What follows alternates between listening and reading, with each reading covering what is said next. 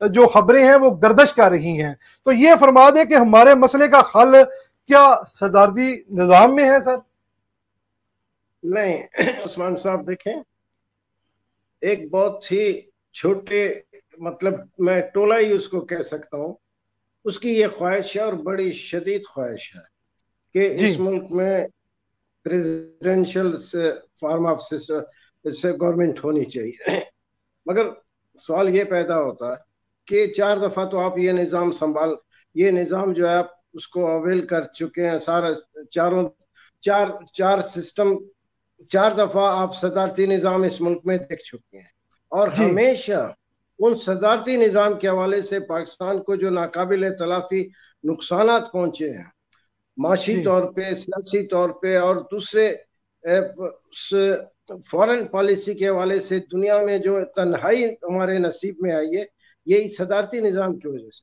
सबसे जी पहले लीजिए अपने अयूब खान के सदारती निज़ाम को, ये मैंने पहला मुल्क देखा है और तारीख में मेरा ख्याल पहला मौका है कि जिस मुल्क का सदारती निज़ाम में बैठे हुए कैबिनेट अपने मुल्क के खूबसूरत और हमेशा बहने वाले दरियाओं को जो है फरोख करके जो है हमें उनसे महरूम कर दे। जी और अब यही आप देखें कि बलूचिस्तान में एक बहुत बड़ा इलाका है जो जिसको आज आप रेकॉर्डिंग के हवाले से कहते हैं, इसी से मुंसलिक एक बहुत बड़ा पोर्शन है, एक बहुत बड़ा हिस्सा इसी अयूब खान के जमाने में जो है वो ईरान के हवाले किया गया।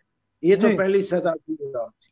उसके बाद आप आए जनरल याह्या खान के सदारती निज़ाम पे, जो मुल्क से मशरकी और मगरबी पाकिस्तान के हवाले से इस दुनिया में वजूद में आया था। आज वो दूसरा मशरकी पाकिस्तान का नामो निशान हमारे साथ नहीं है। वो अलहदा बांग्लादेश के हवाले से अपनी तरक्की के मनाजिल तय कर रहा है और हम एक अफरा तफरी के आलम में बहुत नीचे की तरफ जा रहे हैं। जी फिर आया ज़ियाउल हक साहब, जो इस मुल्क का बदतरीन, जिसके हवाले से बात करते हुए जो है दिल में एक शदीद सा एक जज्बात का उभार होता है, इस मुल्क को तबाह बर्बाद करके। आज इस मुल्क में जितने मसाइल हैं उस सब की सब जो है आप जाए उसके उसके जो मिलते हैं वो सारे ज़ियाउल हक के हवाले। फिर आया परवेज मुशर्रफ, जी तो इनका दिल नहीं भरा, मगर इनकी एक शदीद ख्वाहिश है। मगर अब ये मुल्क, इस मुल्क में बहुत ताकतवर सियासी लोग मौजूद हुए हैं, एक सोच मौजूद है, एक पार्लियामेंट्री सिस्टम को लोगों ने ज़हनी और कल्बी तौर पे तस्लीम कर लिया है।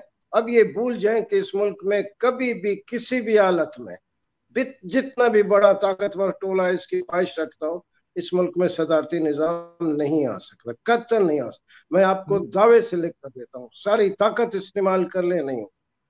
ठीक होगा जी, अल्लाह करे ऐसा हो। अच्छा सर, ये जो अभी खबरें गर्दिश कर रही हैं, तो ये साजिश हो रही है वैसे इसके इसके इसके ऊपर सर? नहीं, साजिश, मैं क्या कहता हूँ, साजिश होने से क्या फर्क पड़ता है? तजर्बा करते रहे, सामने आकर। साजिश तो बहुत बड़ी, बहुत छोटी बात है। अब तो सामने खुलम खुला बात करते हैं, मगर उनके होने से तो नहीं हो सकता, उनकी ख्वाहिश भी तो नहीं हो सकती। ये बहुत बड़ा उनकी मुल्क है। मैं हमेशा कहता हूँ ये 22 करोड़ आवाम का मुल्क है, इसको अपनी मर्जी से चलाने वाले दिन गए। ये बहुत, इसमें एक बहुत ताकतवर जमहूरियत के हवाले से, इंसानी हकूक के हवाले से, इस मुल्क में लीडरशिप को आगे लाने के हवाले से एक बहुत जी मजबूत सोच मौजूद है।